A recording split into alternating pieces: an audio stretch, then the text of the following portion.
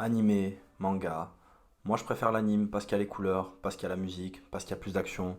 Non, moi, je préfère le manga parce que c'est l'œuvre originale, parce que c'est l'œuvre sincère de l'auteur. Et tout le débat, vous le connaissez. Donc, salut à tous, c'est le Rebeugeek. J'espère que vous allez bien, que vous avez passé de bonnes fêtes, que vous vous portez bien. Et on commence de suite. Alors, je voulais vous faire cette vidéo en fait, parce que je me suis rendu compte qu'en fait, sur cette dernière décennie, donc de 2010 jusqu'à aujourd'hui, ma perception des animés a énormément changé. À la base, j'étais, je vous le dis de suite, hein, j'étais pro manga. Pour moi, le manga était l'œuvre de base, l'œuvre originale. Rien n'était équivalent au manga, malgré les animés qui sortaient à l'époque que je regardais, que je consommais, que ce soit Naruto, Bleach, Full Metal, tous ces animés qui ont duré donc 15 ans, hein, 10 ans, de 2000, One Piece est encore en cours, donc de 2010, de 2000, des années 2000, hein, lorsque j'ai commencé, jusqu'à 2010, et c'est là qu'il y a eu justement ce déclic. Naruto, One Piece, Bleach, les trois mangas par exemple, je prends l'exemple de ceux-là, pour les plus populaires, n'arrivent pas du tout à la hauteur du manga. C'est ce que je pensais pour ces mangas-là. Et d'ailleurs, je le pense toujours. Même si parfois il y a de très bonnes scènes, il y a de très bonnes saisons, que c'est parfois sublimé dans les moments importants, l'œuvre pour moi qui reste primordiale et qui surplombe donc tous ces animés-là restera le manga. Ensuite, il y a quelque chose qui s'est passé. C'est au début des années 2010, donc 2011, 12, 13, il s'est passé un truc avec plusieurs animés, notamment l'animé, donc le remastered de Hunter x Hunter, l'animé de Jojo, et en 2014-15, si je dis pas de conneries, c'est l'Attaque des Titans. En fait, c'est là que je me suis rendu compte que si les studios d'animation ils mettent de l'argent, s'il y a des intentions artistiques derrière, il y a moyen de faire quelque chose. Le format vidéo a quelque chose à apporter de plus. Donc comme je le disais, tel que la musique, la mise en scène, la colorimétrie, le mouvement, c'est le plus important. Parce que comme on dit vulgairement, l'animation c'est bien animé, c'est mal animé. Et il faut savoir, et un truc que je veux préciser, il faut faire la différence entre l'animation et la direction artistique. Par exemple, si vous prenez, par exemple, One Punch Man ou Mob Psycho 100, c'est extrêmement bien animé. D'accord? Donc il y a énormément de mouvements, d'images par seconde. Il y a un vrai découpage de l'action. Lorsqu'on dit par exemple la direction artistique est belle, c'est l'exemple de l'anime Jojo. Par exemple, la saison que tout le monde connaît dans Golden Wind, ou que ce soit toutes les saisons. C'est souvent des plans fixes. Il n'y a pas forcément énormément de mouvements. La direction artistique est extrêmement belle, les couleurs, le choix du cadrage, les décors, comment est-ce que c'est mis en place dans le cadre, c'est magnifique. Mais on ne peut pas dire que c'est une bonne animation, car il y a très peu de fluidité dans l'image. C'est pour ça que c'est important de faire la différence entre la direction artistique et l'animation. Donc pour en revenir à ce que je disais, si vous prenez l'animé L'Attaque des Titans, on ne peut pas réfuter le fait que l'animé a apporté quelque chose au manga, quelque chose de plus. L'animé a complètement transcendé l'œuvre originale. Je dis pas que c'est mieux, je dis que ça a apporté beaucoup. Ça a permis justement notamment de mettre en lumière le manga.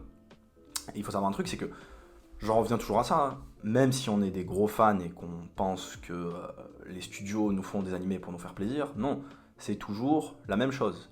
L'animé n'est qu'un produit mercantile, c'est pour faire de l'argent. Alors, lorsqu'il est bien fait, ils ont un retour, donc il y a plus de spectateurs, plus de viewers, plus de diffusion, l'animé devient plus populaire et rend le manga encore plus populaire, et ainsi de suite, c'est un effet boule de neige. Donc c'est peut-être pour ça d'ailleurs que, donc depuis, comme je disais, l'Attaque des Titans, One Punch Man également, on peut aussi, bien évidemment, l'exemple pour moi qui fait que l'animé, c'est le seul pour moi auquel je peux dire que l'animé est meilleur que le manga, c'est Demon Slayer. J'ai tout lu Demon Slayer, c'est un bon manga, mais c'est un manga extrêmement classique, il n'y a rien de fou. Alors que l'animé, c'est une claque monumentale, j'ai pris une énorme gifle. Donc il me semble que c'est Unfotable, donc je crois que je l'ai bien prononcé pour le studio de Demon Slayer. Il y a aussi Bones pour Emacha, on a bien évidemment Mappa pour Jujutsu Kaisen et l'Attaque des Titans.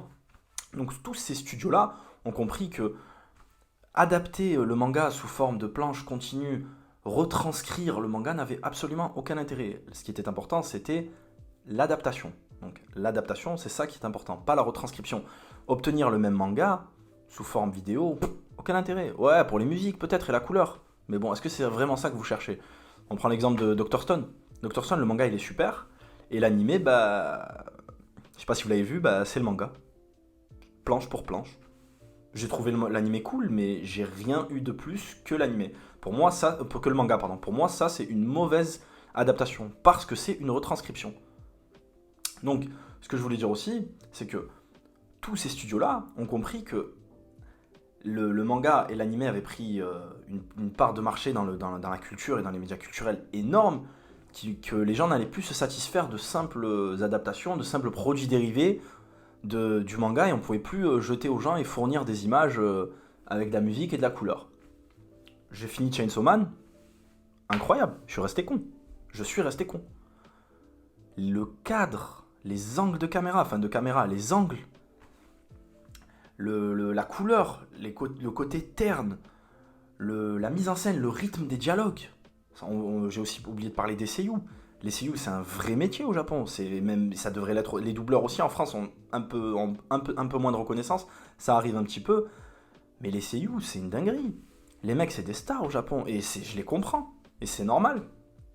C'est dommage qu'aujourd'hui en France, on n'ait pas ce. Ça vient petit à petit de reconnaître le travail des doubleurs, de ce qui est fait derrière, en fait, justement, l'adaptation. Comment c'est compliqué d'adapter une œuvre sous forme de papier, sous forme d'image. Il y a tout un travail à faire derrière. Et les studios l'ont enfin compris, je pense, depuis maintenant une dizaine d'années. Donc, comme je disais, avec l'Attaque des Titans, Demon Slayer, Jujutsu Kaisen, Mob Psycho 100 aussi, One Punch Man, qui sont pour moi des animés incroyables. La saison 1 de One Punch Man, pardon. Là, j'ai regardé les 3 saisons de Mob Psycho 100. Waouh! Je ferai peut-être une vidéo sur Mob parce que personne n'en parle, je sais pas pourquoi. Après, il y a quand même. Donc, ça a changé un petit peu ma perception là-dessus. Mais il reste quand même une certaine limite qui est la censure. Donc, je ne vais pas faire une vidéo sur la censure, hein, je vais vous en parler brièvement.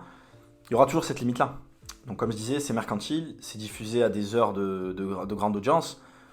Quand c'est vendu à l'étranger, aux États-Unis, en Europe, il y a des réglementations sur le sexe, sur la cigarette, sur les petites tenues, sur certains sujets tabous tels que la religion, sur la violence, bien évidemment, c'est le premier truc. Alors moi, je sais qu'à l'époque, ça m'avait un petit peu marqué. Je lisais le manga One Piece et il y avait la fameuse scène où Barbe Blanc se fait éclater le visage par Akainu.